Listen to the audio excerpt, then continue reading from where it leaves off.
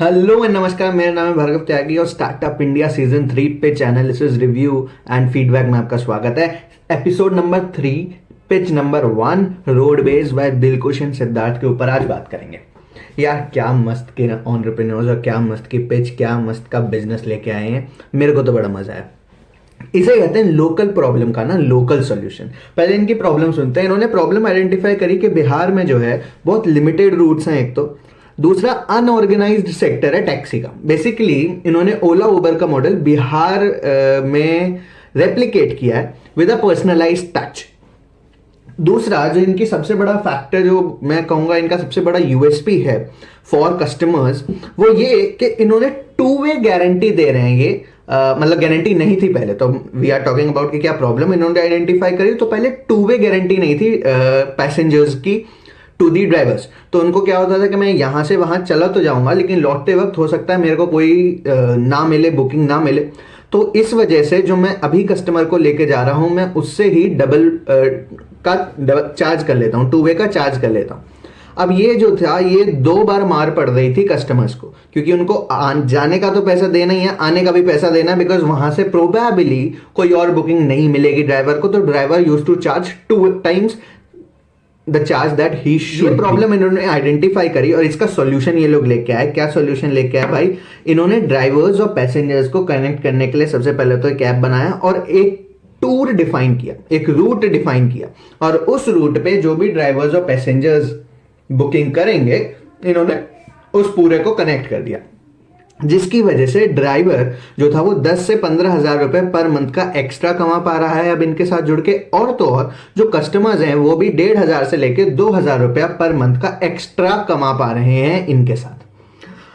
अब Bihar specific problem इन्होंने उठाई है, खुद एक्सपीरियंस करी हुई अपने एरिया की प्रॉब्लम, लोकल प्रॉब्लम उठाई है और उसे सॉल्व किया है अपने लोकलाइज तरीके से, पर्सनल टच देके, अपना बिहारी टच देके सॉल्व किया। वो भी मैं अभी आगे बात करूंगा। इससे फायदा ये हुआ, देखो जब तुम किसी प्रॉब्लम के इतने करीब होते हो ना, बहुत हाई चांसेस हैं कि तुम उसके लिए जो सॉल्यूशन बनाओगे वो ज्यादा इफेक्टिव होगा।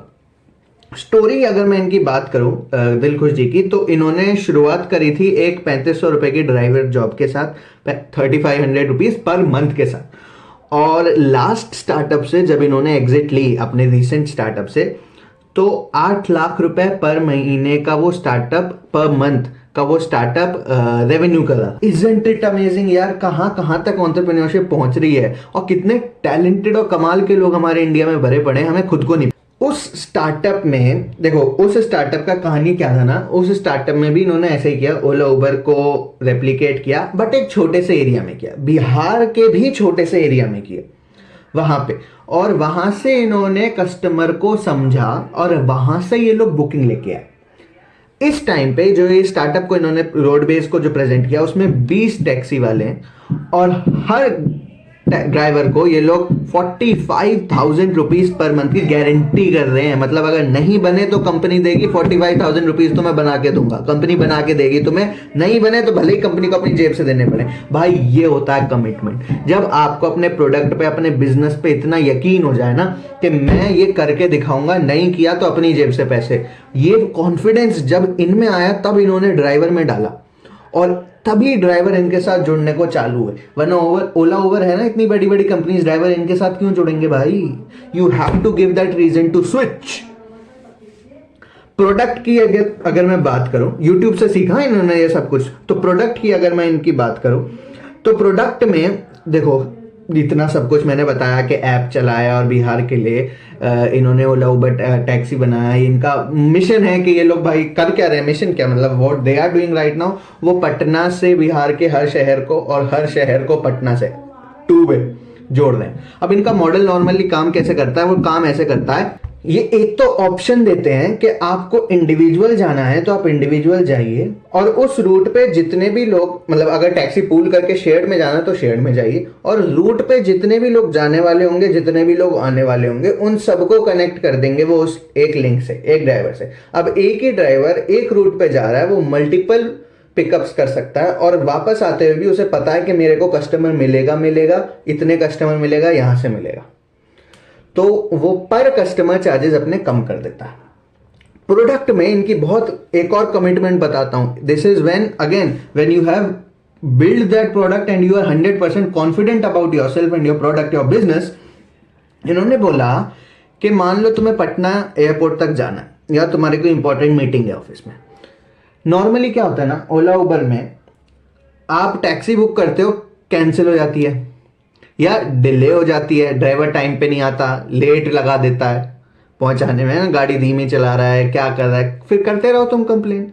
मान लो तुम्हारी फ्लाइट थी, वो मिस हो गई ड्राइवर की गलती से या किसी की भी गलती से, या मैं मान लो जाम बहुत था, या मैं मान लो कुछ भी गलती है यार, ड्राइवर ने कैंसिल कर दिया, तुम्हें रीबुक करना पड़ा, जो भी है, तुम्हारी तो फ्लाइट मिस हो गई, करते रहो कंप्लेंट, कैसे करोगे, क्या करोगे, क्या फर्क पड़ता है उससे।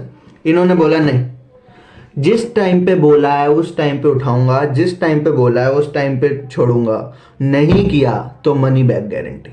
मतलब यार क्या दम होगा इनके प्रोडक्ट में, कितना विश्वास होगा इनको अपने प्रोडक्ट में कि अगर नहीं किया तो पैसे वापस। मजा आ गया भाई सुन के। अब बताओ कस्टमर ना इनके पास जाए, ना स्विच मारे ओला उबर से रोडवेज पे, तो कैसे क्या करे वो बंदा। दूसरा, इन्होंने ये बहुत अच्छे से डिटेक्ट कर लिया कि बिहार में सप्लाई कम है, प्रोबेबली डिमांड भी कम है, इस वजह से बिहार में ये इकोसिस्टम टैक्सी का इतना ज्यादा फ्लरिश्ड नहीं है। ऑल्सो वी नो कि बिहार की इकोनॉमिक स्टेट भी बहुत ज्यादा अच्छी नहीं है, तो महंगा बिजनेस मॉडल बिहार में या और भी ऐसी जो स्टेट्स हैं जो इकोनॉमिकली उतना वेल टू डू नहीं है, वहां पे ओला उबर जैसे महंगे मॉडल्स, रेवेन्यू मॉडल्स तो चल ही नहीं सकते। तो क्या करें, this roadways is the solution, more startups like this is the solution. तो प्रोडक्ट के मामले में तो मैं इन्हें दे रहा हूं 3 आउट ऑफ 5 स्टार्स। प्राइस पे आता हूं, प्राइस में मैं दे रहा हूं इन्हें 4 आउट ऑफ 5 स्टार्स, क्योंकि यार देखो जिसे टैक्सी बुक करनी है उसकी दिक्कत क्या है वो इन्होंने अच्छे से समझ ली। ये ड्राइवर को पैसा बना के दे रही हैं कि भाई ड्राइवर 45,000 रुपया पर मंथ का कमाएगा, नहीं कमाएगा तो मैं अपनी जेब से दूंगा, इतने की मेरी गारंटी है, ठीक है। राइडर जो जिसने बुक किया है उसको पैसा बना के दे रहे हैं कि उसको 1,500 से 2,000 रुपया पर महीना बचेगा ही बचेगा।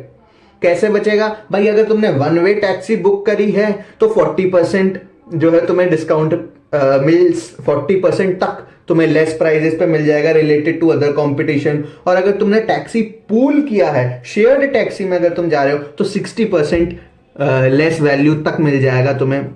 अब इससे अच्छी और क्या बात है, ड्राइवर के भी मजे, राइडर के भी मजे, एज अ बिजनेस इन्हें तो कमीशन मिल ही रहा है, उसके भी मजे। और जब ये बात फैलेगी, ज़्यादा से ज़्यादा राइड्स होंगी, ज़्यादा से ज़्यादा पेमेंट होंगे, और ज़्यादा से ज़्यादा पेमेंट होने का मतलब है कि इनकी ज़्यादा से ज़्यादा कमीशन बनेगी, तो अगेन इनके धंधे का भी प्रॉफिट ना, इनके धंधे का भी तो मजे हैं। तो प्राइस के मामले में तो मैं इन्हें दे रहा हूँ 4 आउट ऑफ 5 स्टार्स। प्लेस की मैं बात करूं तो ऐसे एप्स, मतलब ऐसे businesses is well served through website और ऐप। तो इन्होंने अपना ऐप बना लिया, बहुत बड़ी बात है भाई। आज के टाइम पे अपना इतना धांसू ऐप, आपने पिच नहीं देखी तो जाके देखो, इतना अच्छा ओला उबर को टक्कर देने वाला इंटरफेस बना लिया। उसमें भी इन्होंने पर्सनल टच डाला है ना। उसमें भी इन्होंने वो टैक्सी पूल का रेट्स और वो सारे वो जो चीजें हैं ना, वो जो एक ही रूट से सबको कनेक्ट करने वाला एपीआई है, वो सारी चीजें इन्होंने डाली। और मजे की बात है खुद ने डाली है, मतलब खुद ही टीम बिल्ड करके डाली है, कोई थर्ड पार्टी आउटसोर्स करके नहीं डाला।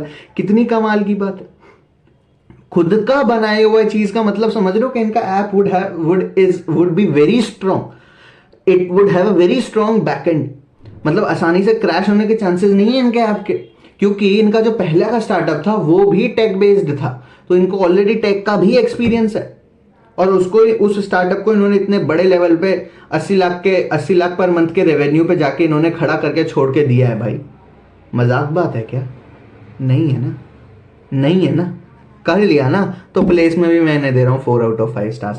प्रमोशन की मैं बात करूं तो क्योंकि मार्जिन कम है, क्योंकि रेट्स कम है राइड्स के, मैं मान के चल रहा हूं कि इनके मार्जिन, इनके कमीशंस भी कम होंगे। और जब इनके कमीशंस, इनके मार्जिन्स कम हैं तो प्रमोशन थोड़ा मुश्किल हो सकता है। दूसरा, इनका टेक भी अपना है, इनकी टीम भी अपनी है, उसको मैनेज करने में भी फिक्स कॉस्ट, ओवरहेड्स वगैरह जाएगा, तो प्रमोशन के लिए शायद उतना पैसा ना बचे। प्रमोशन के मामले में इनका maximum promotion mouth to mouth publicity होएगी, क्योंकि ये बिहार स्पेसिफिक है, एक रीजन स्पेसिफिक है, कम्युनिटी स्पेसिफिक है, और उस लोकेशन जब कोई स्पेसिफिक बनता है ना, तो उस लोकेशन में, उस रीजन में फैलना is much more I would say effective, efficient, अगर तुम उस कम्युनिटी के अंदर घुस जाओ और टॉक ऑफ द टाउन बन जाओ तो अगर माउथ टू माउथ पब्लिसिटी होगी इनकी, वो तो बेस्ट चीज है इनके लिए। उसके बाद तो कोई पैसा इन्हें खर्च करने की जरूरत है ही नहीं। दूसरा, ऑर्गेनिकली ये जितना मार्केट कर सकते हैं थ्रू देयर वेबसाइट और एनीथिंग, उतना इनके लिए अच्छा। मेरा पर्सनल सजेशन ये रहेगा कि अगर ये कोई कोलैबोरेशन कर पाए लोकल इंडस्ट्री से, बिहार इंडस्ट्री भी ग्रो कर रही है, जैसे हमारी बॉलीवुड इंडस्ट्री, ऐसे फिल्म्स की बिहार इंडस्ट्री है, मतलब बिहार वालों की अपनी इंडस्ट्री, वो बहुत अच्छा ग्रो कर रही है। बिहारी म्यूजिक, बिहारी फिल्म्स, वो बहुत अच्छा ग्रो करते हैं। प्लस प्लेटफॉर्म्स, ओटीटी प्लेटफॉर्म्स जो बिहार में जो बिहार स्पेसिफिक हो, उनके साथ कोलैबोरेट करके अगर उनमें खुद को फीचर करके देखो, या कोई डॉक्यूमेंट्री बन रही है, या कोई ओटीटी बन रहा है, शो बन रहा है, या कोई फिल्म बन रही है, उसमें कोई सीन को मिले, कोई फीचर ये लोग किसी तरीके से हो जाए, कोई ऑर्गेनिक कोलैबोरेशन कर ले, ठीक है, पार्टनरशिप कर ले, स्पॉन्सरशिप कर ले, इन सारे तरीकों से बढ़ना इनके लिए बहुत फायदेमंद हो सकता है मेरे हिसाब से। तो प्रमोशन के मामले में ये तो मैंने बताया कि क्या करना चाहिए, पर ये लोग क्या कर रहे हैं इस बारे में इन्होंने बहुत ज़्यादा क्लियरली कुछ खास बात करी नहीं अपनी पिच में। प्रमोशन के रिलेशन में ये लोग क्या कर रहे हैं, तो इसलिए मैं इनको दे रहा हूँ 2 आउट ऑफ 5 स्टार्स। टोटल इनका स्कोर बनता है 13 स्टार्स आउट ऑफ 20, और 12 से ऊपर इज अ गुड नंबर, और 12 से बहुत ज़्यादा दूर नहीं है, 13 ही है, एक ही ऊपर है, तो इसलिए ऑफर तो इनको मिलना ही था। 5 में से 2 शख्स ने इनको ऑफर दिया, विनीता और रितेश अग्रवाल जो ओयो के जो इस साल नए आए हैं, विनीता जो सुगर कॉस्मेटिक्स की, दोनों ने ऑफर दिया और उनके साथ फाइनली इनकी डील भी क्लोज हुई।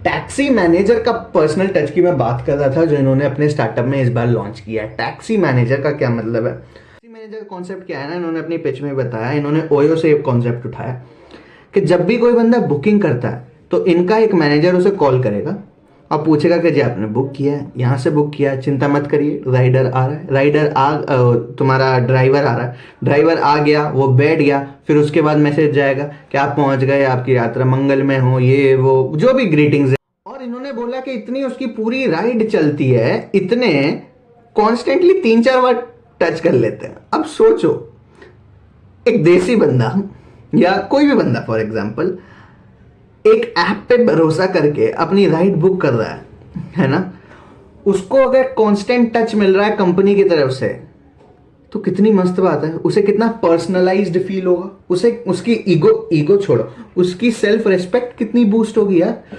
तुमने उस कस्टमर को महसूस करा दिया कि वो तुम्हारे लिए बहुत मायने करता है, राइट। और जैसे कि मैं कहता हूं कि customer is the God of the business, customer is the king of the business.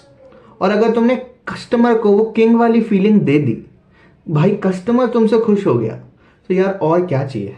ना फिर तुम्हें प्राइस की ज़्यादा टेंशन लेनी है, या फिर तुम्हें प्रमोशन की ज़्यादा टेंशन लेनी है, प्लेस प्रोडक्ट छोड़ो यार, कस्टमर तुम्हारा बन गया ना, वो ज़्यादा इंपॉर्टेंट है। तो ये जो टैक्सी मैनेजर वाली चीज़ें लोग लेके आए, दैट इज़ फैबुलस।